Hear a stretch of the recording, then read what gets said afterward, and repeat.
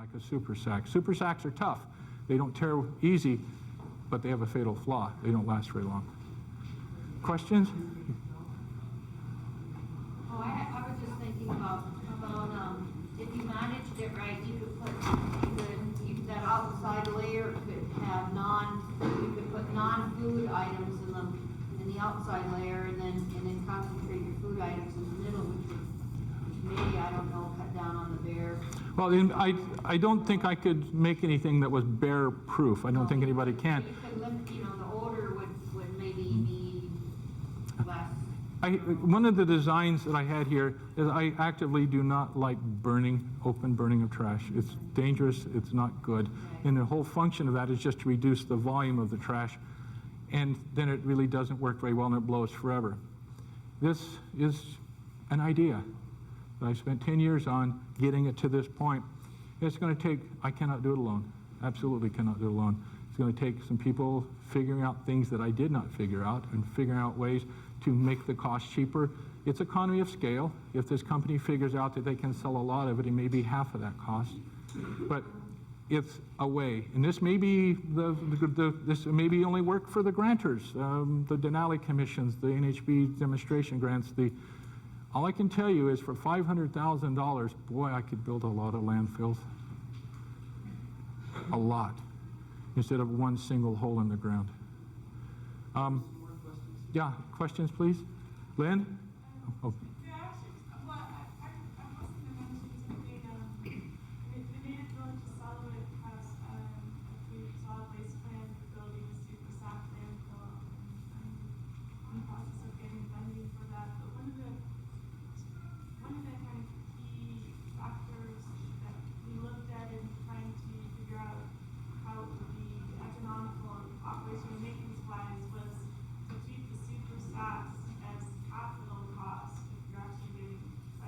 Yep.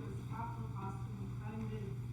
Operation and maintenance is much more difficult, so that might be a way for people to afford that, because when you're looking at on the scale of the larger, serious landfills, there's no larger villages anyways, all across 900 people. The super fat landfill idea is comparable in terms of price.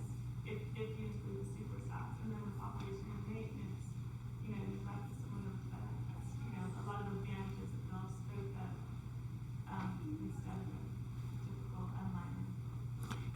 It's an option. It may take I have no clue how long it's going to take to go or not go. I just wanted to present, my whole goal here was to present the option. Yes, there really is a way out. It might not be cheap, easy, or fun, but you had... Yeah, I had a question. Because the landfill we have is fenced, or is going to be fenced with these two. And that would be really perfect because it is on the Tundra, and I'm thinking, it's not I think it might actually... One of the things that when I talk to the company, this can come in any color you want. I mean, I chose this because it blended in with the Tundra. And it occurred to me, if this was black and the bags were black, they would freeze back. It would thaw and essentially sink. So it isn't just the fabric becomes the cover, it just sinks into the ground and it freezes back.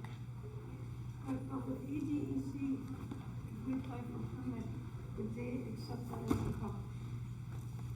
Can I answer that question? Yes. Yes, we will permit that because... You will. I need to know that. Yes, we will permit that because what you have there is a cell. Yes. Self-contained cell. You have cover, you have containment, and you have, you've got all the components. One bag is essentially a miniature cell in the landfill. So yes. So Bowman could then enforce it like a permit. Now he's got two different things going on there. One is you've got the individual bags as individual cells, right. And he's created a berm. So you could either design your landfill to be a series of individual cells that just go, rather than making them into an open box. Just make a square. Kind of thing. You just make the cells and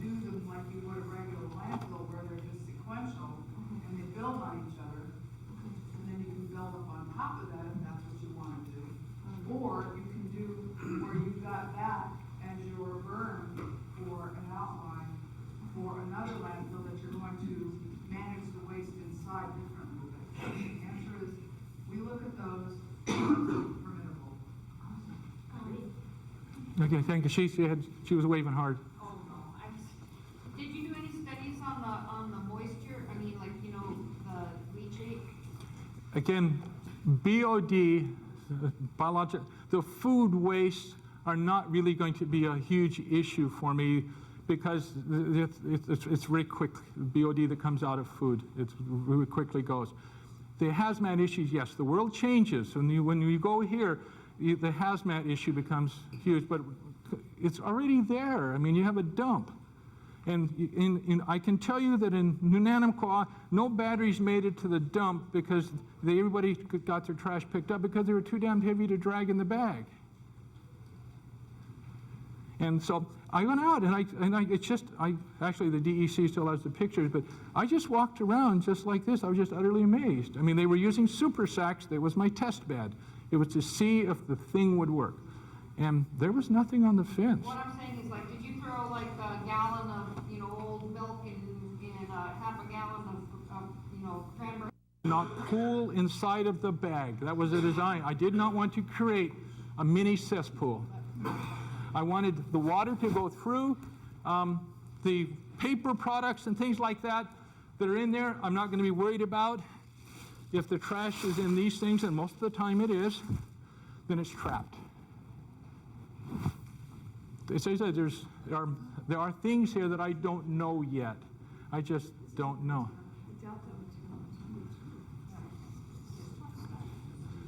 I can tell you that the tensile strength of this stuff is 800 pounds per square inch, so you'll really have to work at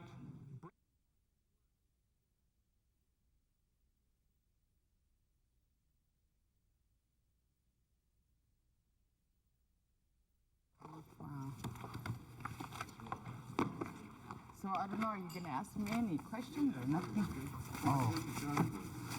Well, the actual planning process for this October conference starts in February when I put out the RFPs to the hotels, and then I start getting my planning committee together around May and June, and we start planning how we're going to, what type of conference we want to put out, the theme. We have different themes every year, and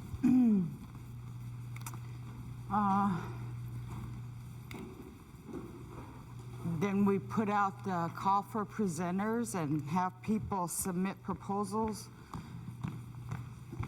what they want to present, and then my planning committee, we select which proposals we want to choose based on what the people say in the past, the evaluations, what the people want to hear about and how they want their sessions. They don't like being lectured out like little kids from white scientists. They like to hear what the elders have to say and the kids. That's how come today we have a youth and elders panel and one of our beautiful elders.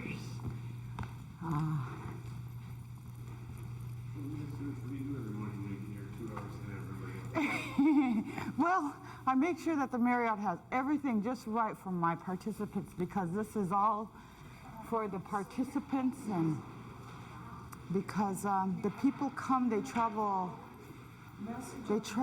a long way from home, and they're away from home for a long time, and so I try to make sure that their needs are taken care of and that they're treated nice, and I try to take as much worries off their heads as I can, because they have a lot of worries in their head being away from their home and family. So I try to make this conference as friendly as possible. This is the Alaska Tribal Conference on Environmental Management, and the first two words are Alaska Tribal, so that's what drives everything I do, is for the people. And that's how come I just make sure things are the way they need to be because I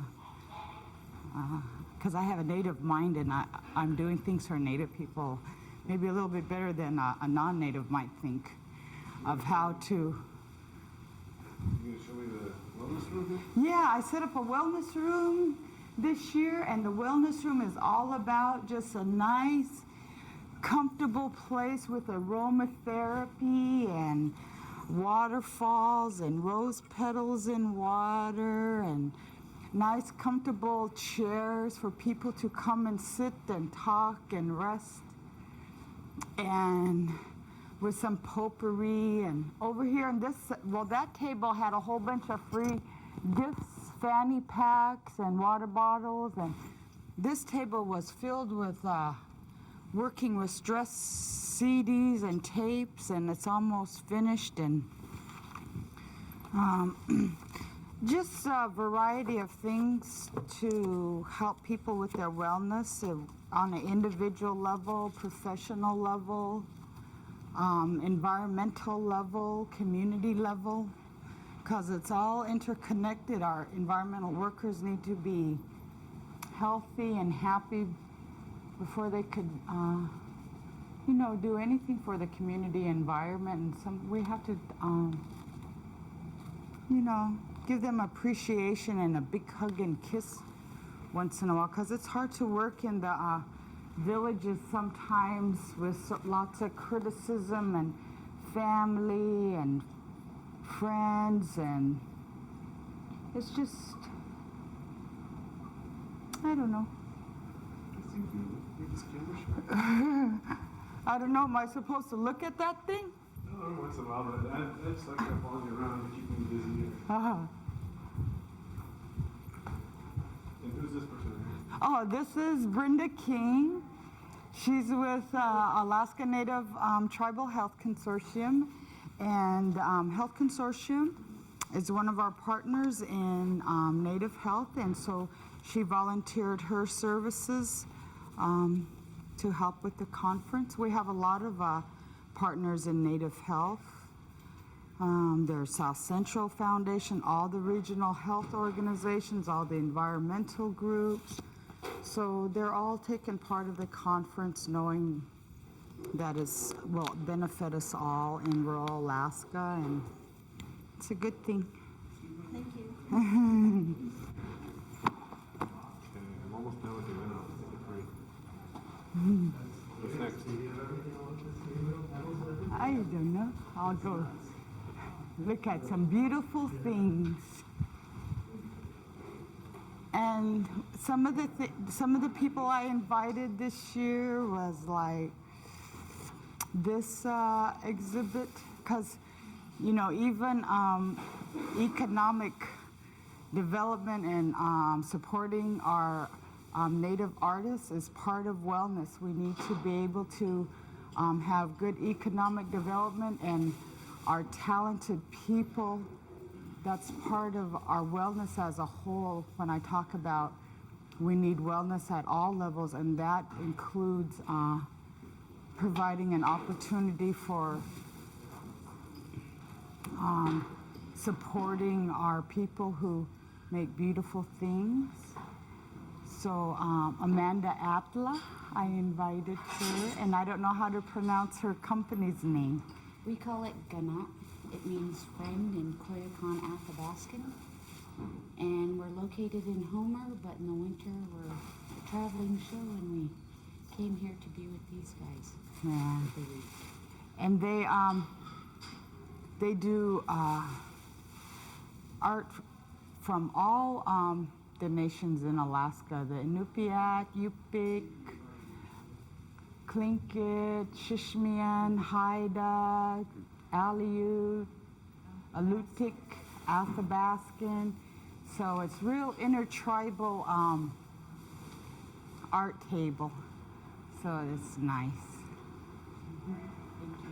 And this is one of our other exhibitors, ASCG. They're incorporated. They're a subsidiary, 100% native owned by the Arctic Slope. And so it's really good when we have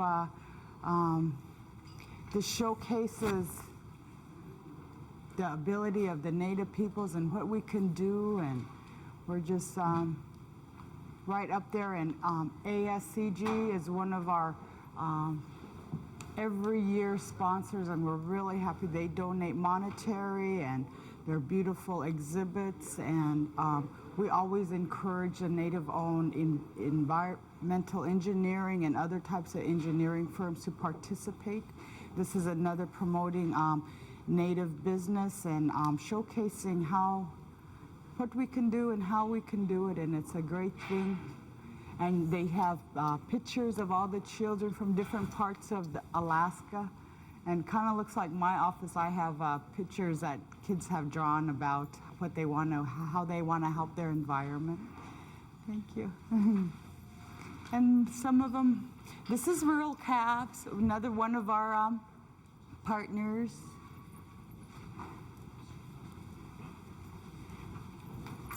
And this is the Alaska Environmental Health Association. I invited them here because they're an association of environmental health workers. And this is Mike Halko. He works for the Bristol Bay Area Health Corporation in Dillingham. And if you could talk a little bit about your health association and why you thought that the Alaska Tribal Conference would be Absolutely. a nice, Thank you, Jacqueline. We're very pleased to be here as part of your conference, the Tribal Environmental Management Conference. Our association consists of environmental health professionals from the Public Health Service, from the state, also the municipality of Anchorage, but also we want to reach out to the environmental health coordinators within the tribal entities, because we are actually a clearinghouse of information that can work with them and share with them ideas, be a resource for training materials such as food safety. We have information on hand washing as well for children, a full gamut, because environmental health encompasses probably about 12 different disciplines. And people at this conference are interested in anything from air quality to the environment, and our state organization as well as the National Environmental Health Association that had their annual conference here in Anchorage last year is all part of that group. So we're just trying to expand our outreach, because I think we've missed the opportunity to really work closer with the tribal communities. And we've looked at this as a part of our strategic plan. And Joe Sarcone, who's the tribal liaison for EPA, he's our incoming president. So that's going to be a great opportunity to have a little bit of linkage so that we can share our knowledge and learn also from the traditional knowledge of all the beautiful people of Alaska. Thank you. Thanks, Jacqueline. Perfect children sound right there. A little longer than you thought.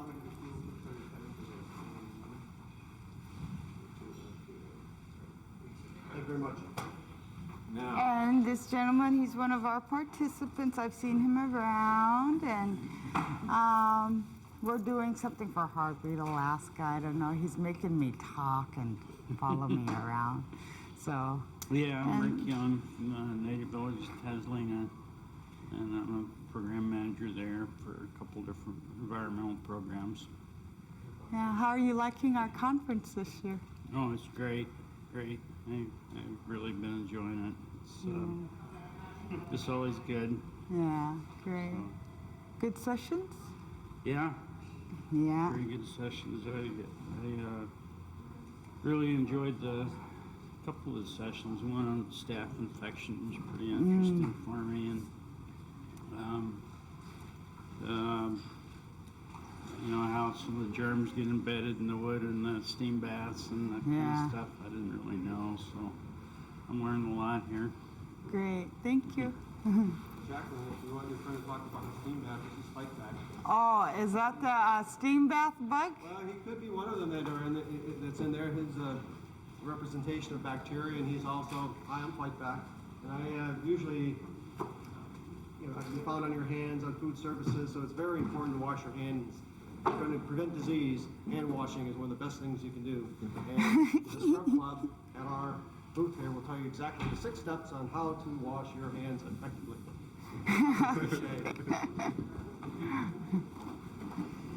And there people are starting to show up for the Youth and Elders panel. And I'm gonna take it loose, Jacqueline. okay, great. Thanks. Bye. I need my mic. Hi. What's wrong? Nothing. She'll be here around like a little after 9. Little after 9. Okay. What's your name? Has already done the cards. Already got the.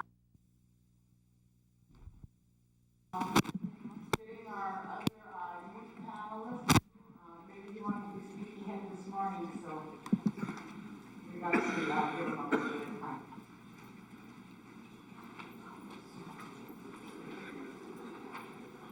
Oh, one more thing. Did anybody bring their ticket from yesterday?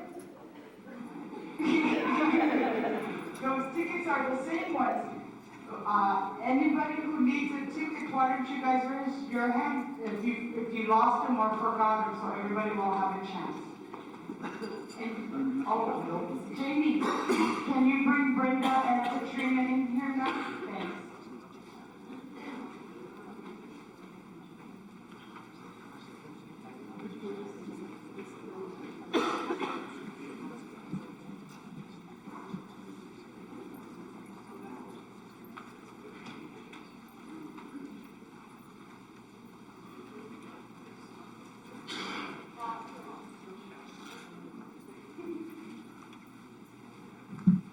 On the ticket, so everybody has an equal chance. You can go ahead and throw away some things. These ones are some frisbees that we got. It says it's our planet, not an ashtray. So.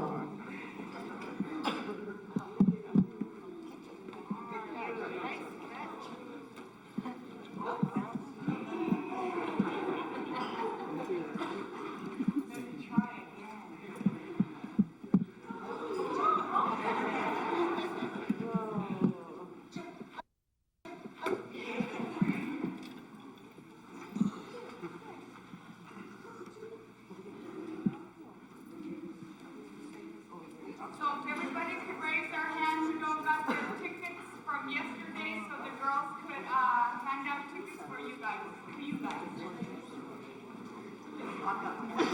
No, everybody gets one. I know who gets one. Sorry.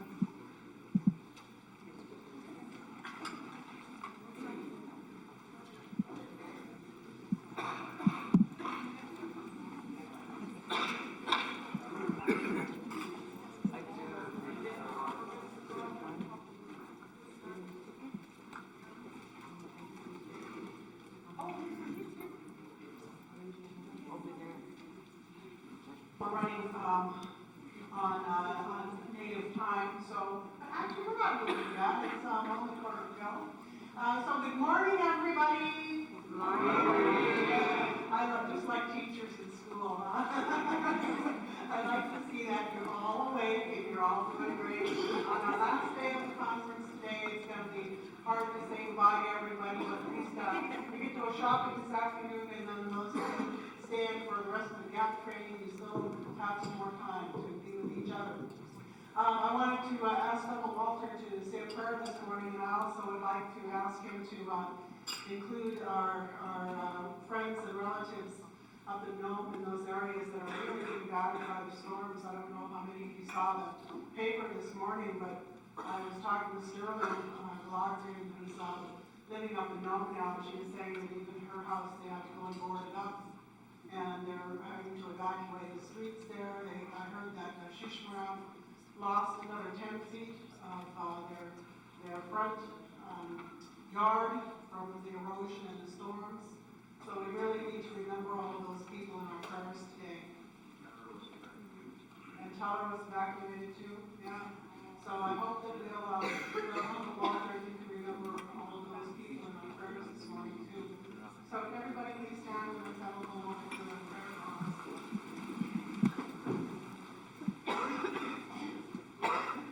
Grandfather, oh great Spirit, we give you thanks for guiding our nations from the north, east, south, west,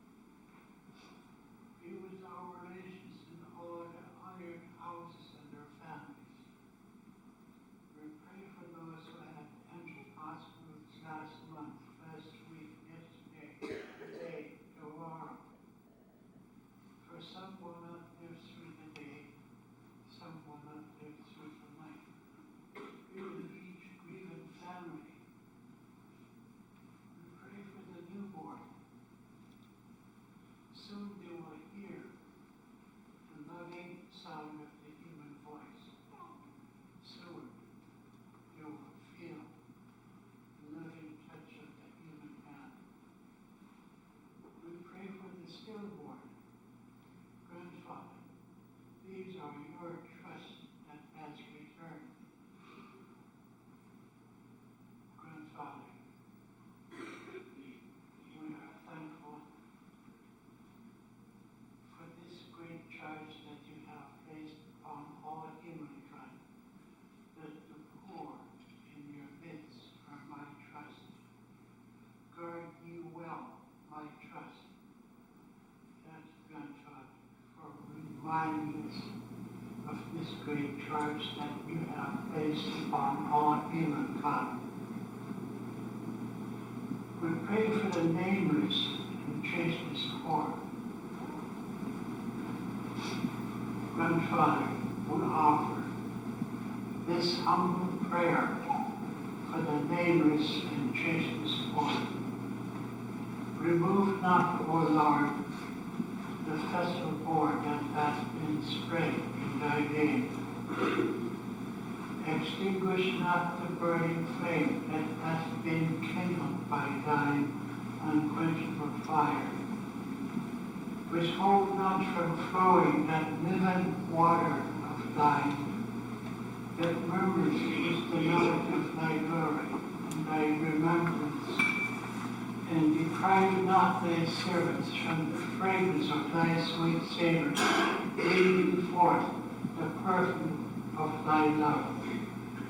Lord, turn the distressing cares of thy holy ones into ease, their hardship into comfort, their abasement into glory, their sorrow into blissful joy. O thou, in whose grasp the reins of all mankind, for thou art verily the one, the single, the mighty, the all-knowing, the all-wise. Thank you, Grandfather. Aho. Thank you, Uncle. This morning we have one of the favorite parts of this conference that we do every year, which is our Youth and Elders panel. We're always very happy to hear from not only our elders, but from the young people, and to hear what they're doing around environmental issues, to hear what are the problems that they see from their own perspective. Let me first introduce the people on the panel. We have first of all Jacquilne Agnew, Walter Austin, Robert Rockwood, and Sophia Zagra. And they are all here to give some presentations this morning. They're going to, each of them, introduce themselves and then to give a few minutes discussion about their particular issues that they'd like to share with you, topics that our elders want to make sure that we're thinking about the environmental issues from their perspective as elders.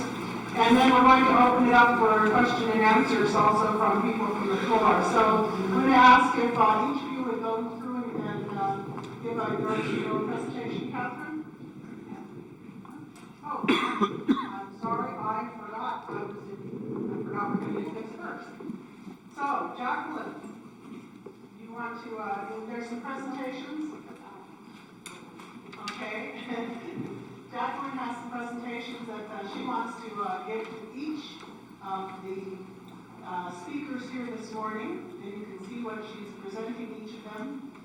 They all have beautiful customers that have been made, those ones that really make, and so she wants to have people that they can wear them as they're doing their presentation, and it will make them feel really good and really special and show them how much that people care about them here. Wow.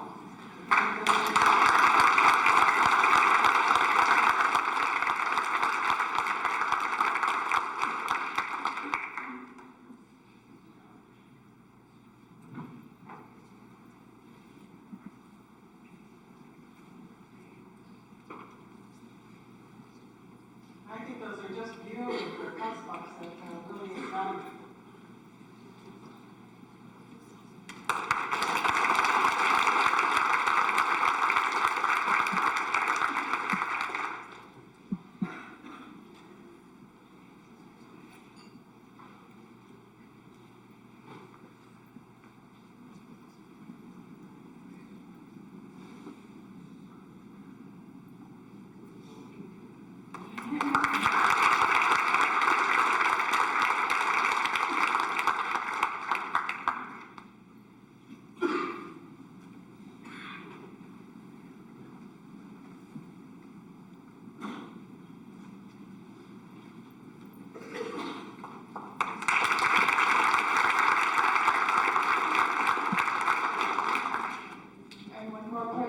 tradition I'd like to do. I have to figure out some other way because I always give the same gift to Patricia as I give to the keynote. So I bet you kind of knew it might have been the same if I have to do something else. But Willie, when he was making Patricia's cusp, he knows her personally too, and he really made a special one for you, Patricia.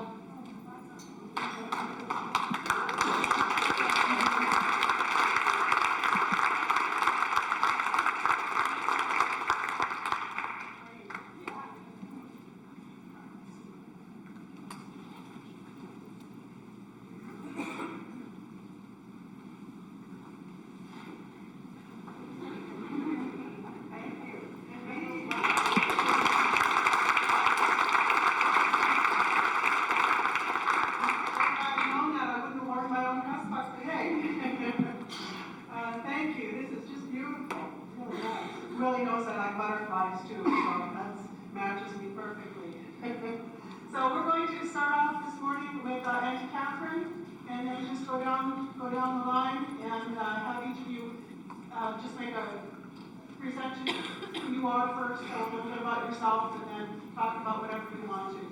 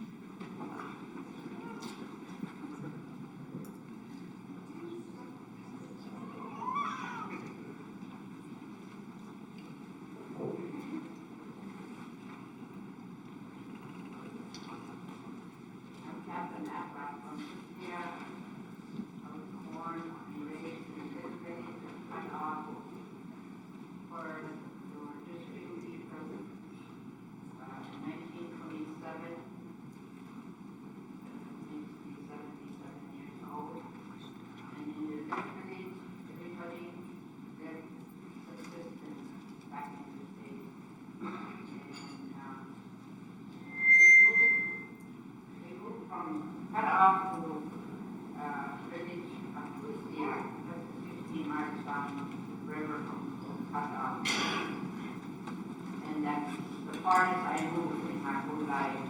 I lived in Seattle. And anyway, this morning, I was raised by my grandparents, and in the village of cut out, there was no school, no church, and no way to learn English and learn reading and writing. And I really struggled in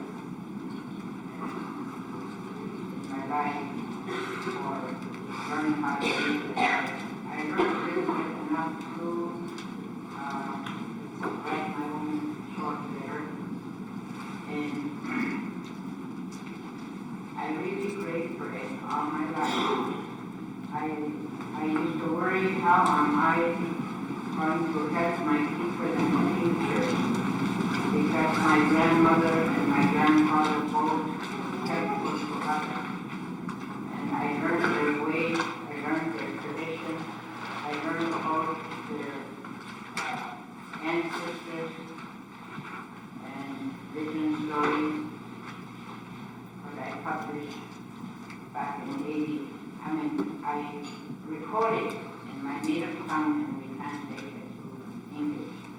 And that was for school. And everything, mostly what I do is for school. Because that's what I missed in my life. And this morning, I'd like to tell you to keep up your tradition, as our native people are behind. And I'm one of them. With all their laws and bylaws and whatnot. And especially the cruel things we do to our animals, because we don't understand the spirit of those animals. And I remember once my grandfather telling his family, you have to get along with your new neighbors. The new neighbors that came in from Europe. And they have to get along with them. once they're here, he'll be here for the rest of his life. I forgot how old I was when I was listening. If you don't get along with each other as being Indian or non-natives, you have